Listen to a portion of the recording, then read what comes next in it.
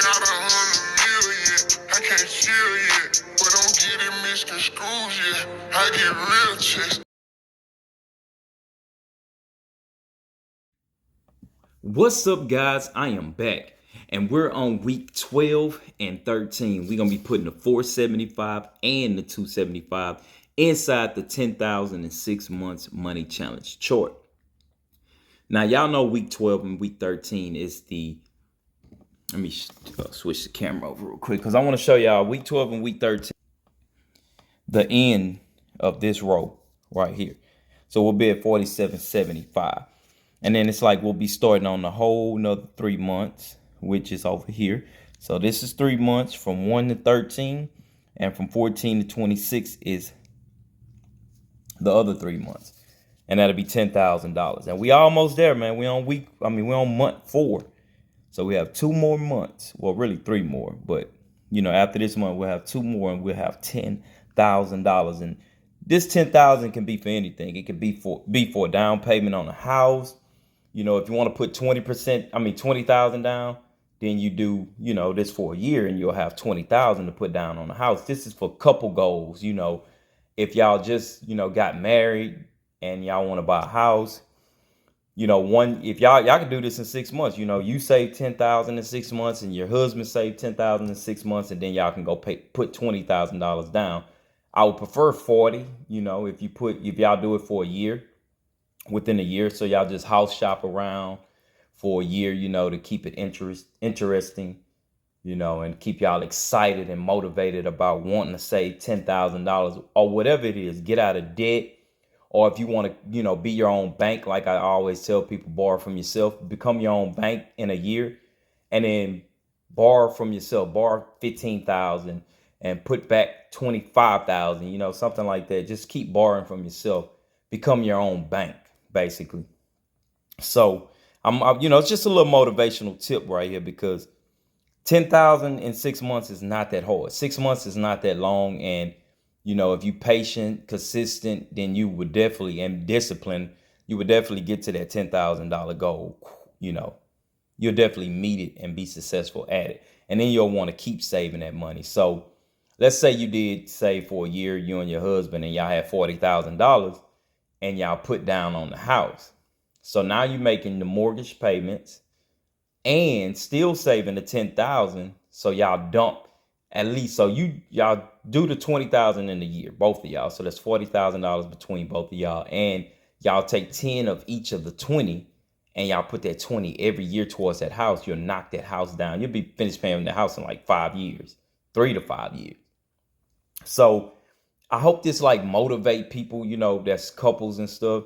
And a lot of us youngsters, a lot of youngsters, and not just youngsters, but people that's older in their 30s and 40s, don't understand that it's better to do these things with 2.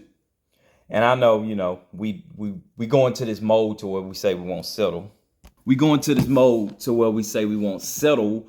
And I'm not telling you to settle, but what I'm saying is time is waiting on no one. Time is not waiting on me. It's not waiting on you. It's not waiting on our children. It's steady going to come, and I always talk about the only live once. You do only live once, but you can't forget about the future, which the future is tomorrow, next week, next month. That's all the future. So what I mean by that is, if you're spending your money today because you say you only live once and you can die tomorrow, what if you don't? What about the future? What about next week? You have to have money. That's why, I try to teach y'all to save, train the brain so y'all can understand that you have to have money. Look at this money here. This is all the money that we save right here. And this money right here, sorry that I do the camera like that, is the money that we're about to put inside that money I just showed you. So that's all I'm trying to motivate y'all. I want to keep y'all motivated. Don't give up. Never give up, because tomorrow might be your day. And if you're around 25, I think you should be doing it at 18, but a lot of 18-year-olds are not worried about investing. But if you're around 25 years old, you definitely should be investing. It took me a long time. I was like 28, 29 when I started investing. I wish I would have started around 18.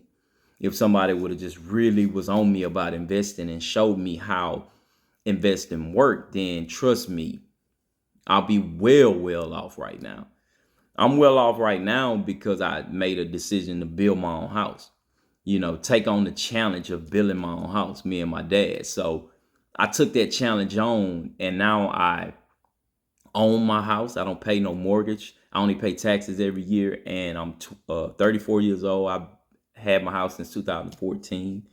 I own my home since 2014. So y'all have to understand that you have to take on these challenges. These challenges is what's going to make you better. It's a lot of times I'll be like, man, I want to do that, but I'm scared to fail at doing that. Just like when I started this channel at first, saving saving $200 a week. That's a lot of money. That's $800 a month. So that's a little over around $10,000. I believe around $10,000 in a year. So close to $10,000 in a year. So I failed at that because I stopped.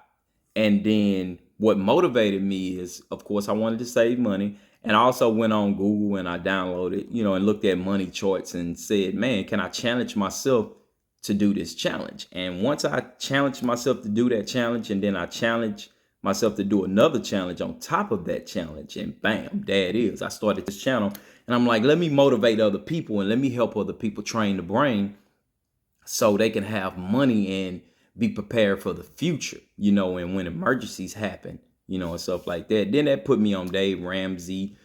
I started looking at him, watching his videos and understanding what his message he's trying to tell us. He's against credit cards. That's cool. If you don't know how to pay back loans, pay back credit cards, don't get them. Cut your credit card up, pay it off, cut it up, and don't use them. You can use your debit card, but because you might be a little more mindful to spending money if using your debit card, because you like, man, you check the bank account, I got 5,000, I just spent 2,000, now I got 3,000. You start seeing it go down.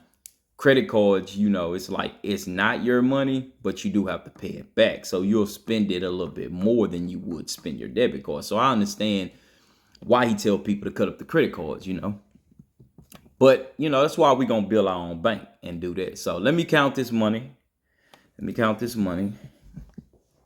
So we can see how much we have. So this right here is the 280, if y'all can see. 20, 40, 60, 80, 200. And this 300, 20, 40, 60, 80, 100. And then that's $80. That's 420s right there. All right, so we'll take this 200, this 300. We'll put it over here. We'll take these 20s, put them right here. Let's move this out the way. And I haven't got to any silver. It's been a minute, but I will get back on it. I'm actually doing a job now. It's taking up a little of my time. That's why I'm shooting these videos a little late.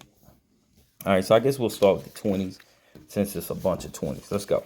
20, 40, 60, 80, 100. 20, 40, 60, 80, 100. 20, 40, 60, 80, 100. 20, 40, 60, 80, 100. 20, 40, 60, 80, 100.